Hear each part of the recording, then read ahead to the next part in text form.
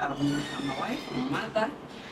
I am passionate about community development, anything that involves protection of people, improving livelihoods of the community. Yeah.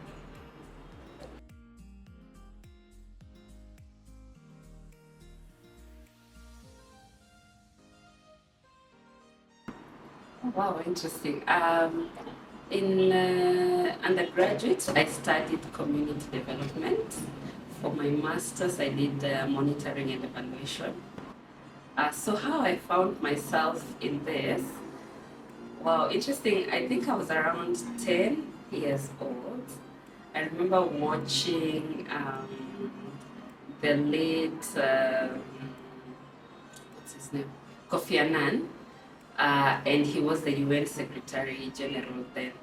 So they were in a mission, I can't remember which country, I was very young, so I just saw on TV and they were trying to support a country that had been hit either by, I can't remember if it was, I just remember seeing malnourished children, women were suffering, and so they were trying to support them.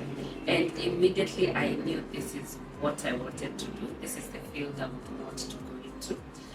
In fact, I think from then, every time I was asked, what do you want to be when you grow up, I would say, I want to be the next UN Secretary General.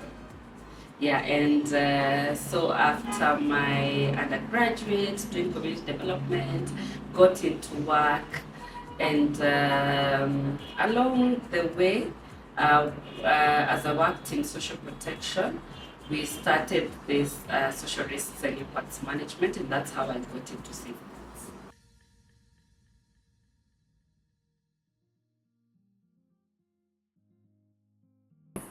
Okay, so social safeguards, I would say, are policies and procedures that are put in place to ensure that project affected persons or communities are not adversely affected by projects. So social issues that come as a result of projects, we have to put in place measures to ensure that there is no adverse effects. And also at the same time, you're not only looking at the negative aspects, we also look at the positives. So what are the benefits that the community can accrue from this particular project? So basically, I would say social safeguards are procedures, policies that are put in place to identify, to assess, and to mitigate social risks that come as a result of projects.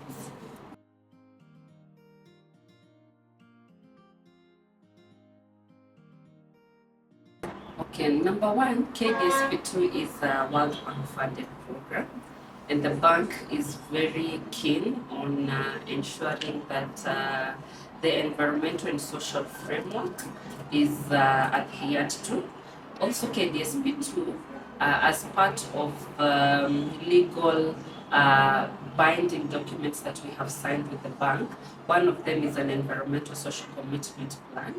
And this commitment plan identifies or articulates different aspects of social safeguards that the program is supposed to implement or adhere to. So before any project is implemented, the bank conducts an environmental social systems assessment, and this assessment basically identifies the potential social risks, environmental and social risks that could come as a result of the project. So as KDSP2, there was an environmental social systems assessment that was conducted, and therefore it is important for us as we continue with the project to ensure the issues that were identified, that there is a mitigation plan that has been put in place, and so as we implement the project to ensure that these issues do not affect the community. Number two, of course, the project is looking forward to improving and strengthening in structures at the county level. And one of it is we are looking at the social risk management. And so that's one of the system or the structure that we are trying to strengthen at the county, so that all the projects that are implemented at the county level, they are considering the environmental and social impact assessment. And as they do that, then they're developing a document we call an environmental social management plan, which once the screening of the project has been done and they've identified all these potential risks, then they come up with a mitigation plan to ensure that these risks that were identified are mitigated or reduced. Because what we say in social safeguards is the principle is do no harm.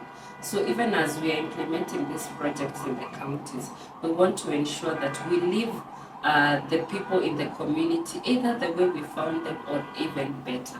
So these projects should not come and cause harm, but they should improve the livelihoods of the people.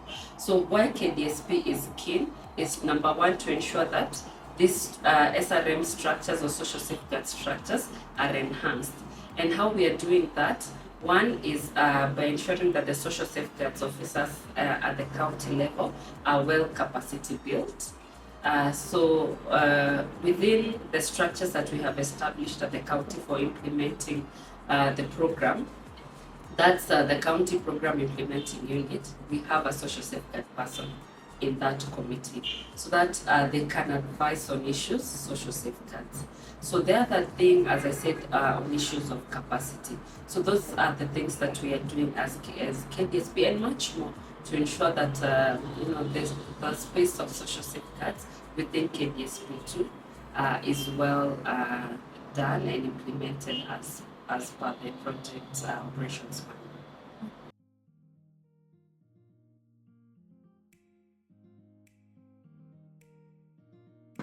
Okay, yes, there are challenges, and one of the challenges we've faced is, for example, if you go to the counties, we require them to have a social safeguard person. So you will find that in some of the counties, one person is doubling up as an environment and a social safeguard person. But what we are advocating for is that we have specific social safeguards people who have the right academic qualifications implementing social safeguards. The other challenge is in terms of resources. The social safeguards space or the social risk management space is not very well resourced. For example, if you go to the project, the SRM should be included from the design stage all the way to the entire project cycle. But in most cases, you find that the social safeguards are only engaged during the project screening, and it ends there. So as I mentioned earlier, there's a document that we're supposed to prepare called the environmental social management plan within the project.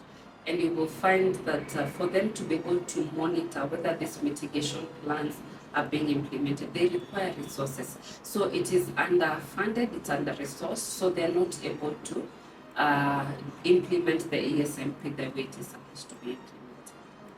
So those are just some of the challenges.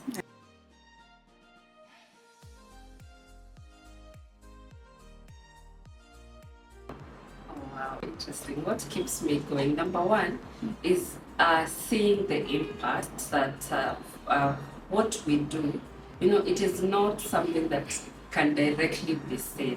But when you go to the community, and for example, there was proper stakeholder engagement done, and the feedback you get from the community is that before the project was done, we got to get the proper information, there was proper information disclosure, we were involved, we are engaged in the entire process. You actually see the ownership of that project within the community. And that's really, is good to see, because that is what, that's how it's supposed to be done, because you're doing it for the people. And so if the people are able to own it, then there are less issues. And the projects will, because many projects stall because of social issues, because social safeguards are not well implemented. So if we get to hear this feedback from the community that we are engaged, we know what the project is about, we know what, it really motivates us as social safeguards officers.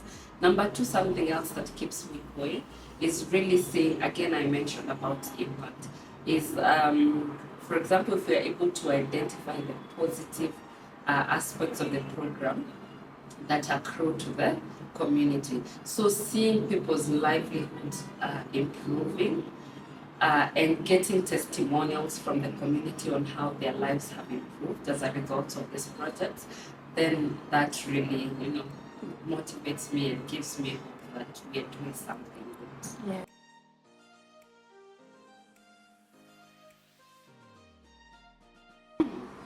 I think what I would tell my younger self is believe in yourself and live the most authentic life possible.